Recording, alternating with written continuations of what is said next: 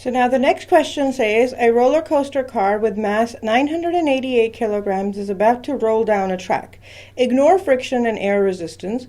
What speed does a car reach the top of the loop? So basically the idea is it's going to be let go here, it's 40 meters higher, and then it goes all the way up to this point, and they want us to find the speed of the car as it reaches the top of the loop.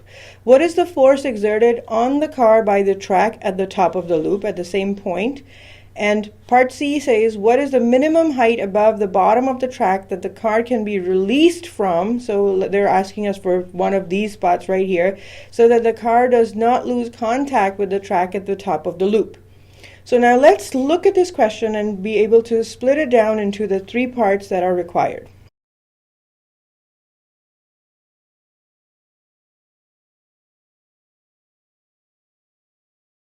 So what I'm going to do first is draw a picture. So the picture looks something like this, right? Here's where my track is, and they're saying that this is 20 meters above the floor, and they let go of it, and the diameter here, this is 40 meters. So my circle is too big. Anyway, we can imagine this is 20 meters, so this would be half its size. So it'll be about here. So what they're asking us in point 1 is what is the speed what is the speed of the car when it reaches this point right here, which is the highest point possible. So when it reaches point B, say this is point A. Well, conservation of energy is going to help me here. So in part A, what I'm going to do is I'm going to have delta E equals 0, follow the same step, EF equals EI. There will be kinetic energy plus potential energy final equals kinetic energy initial plus potential energy initial. Okay, initial is when it was at point A, and final is when it's at point B. So same, again, formulas, 1/2 mvf squared plus mghf equals 1/2 mvi squared plus mghi. Okay, same thing, there is mass in all of these terms, you get rid of them.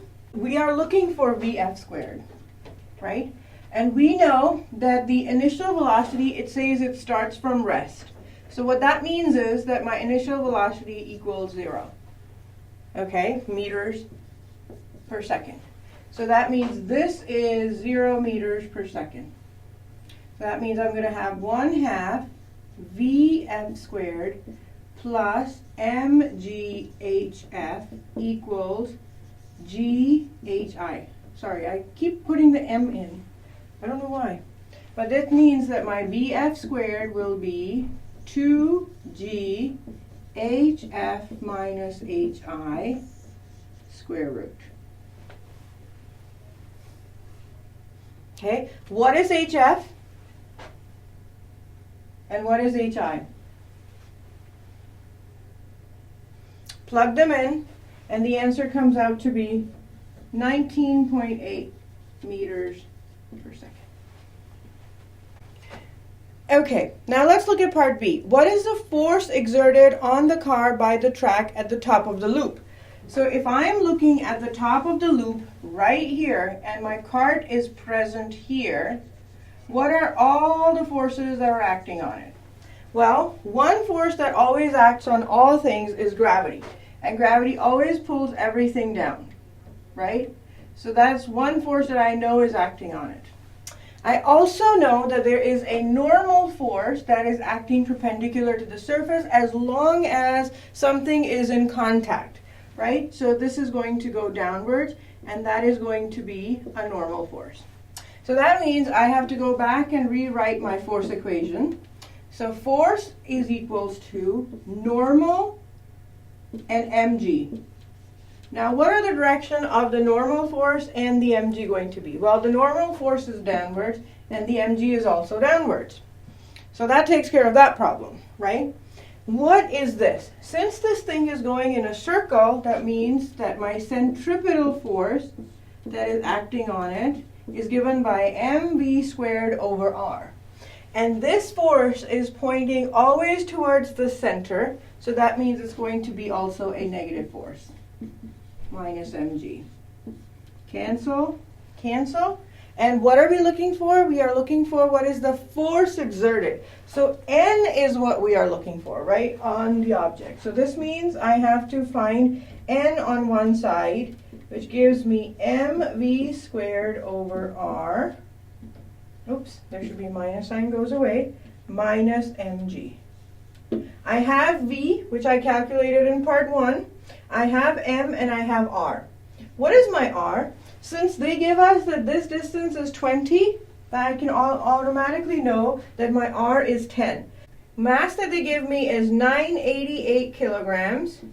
The velocity I pick up from part A, which is 19.8 meters per second squared. The radius is 10 meters minus 988 times the acceleration due to gravity, which is 9.8. Plug all of these things in your calculator and you can come up with a value for N. And that value, when I calculate it, I get 2.9 times 10 to the 4 newtons. Now for part C, what they're asking us is from what minimum height above the bottom of the track can the car be released so it does not lose contact with the track at the top of the loop. Okay, so we want to find V minimum. Okay, starting from the same thing, delta E equals 0. Since there's no friction, delta E will be equals to 0.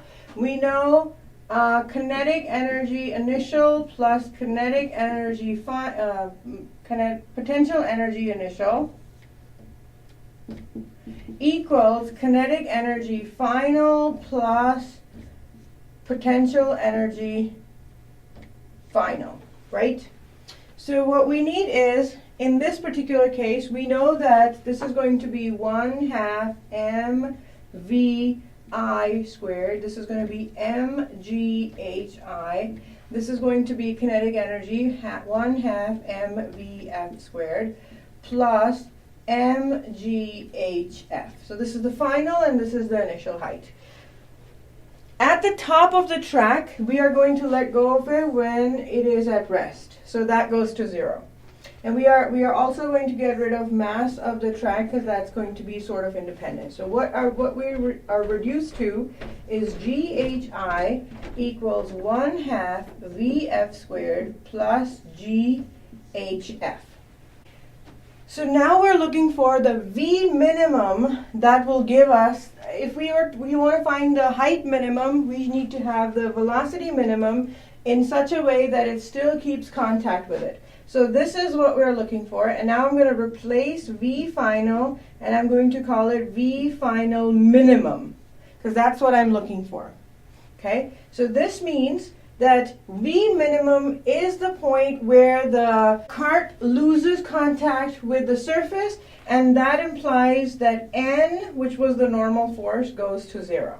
We are going to write our force equation, which is the same as the last one, N minus mg, which is going to be mv squared over r equals N goes to 0,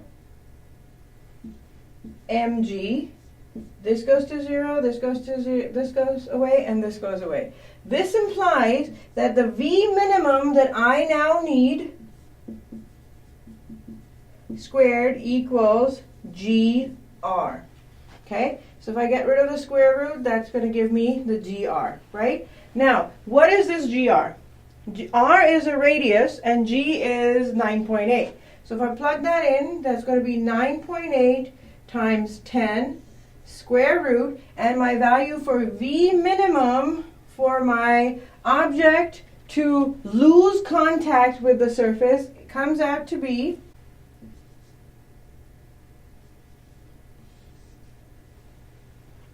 98 square root, right?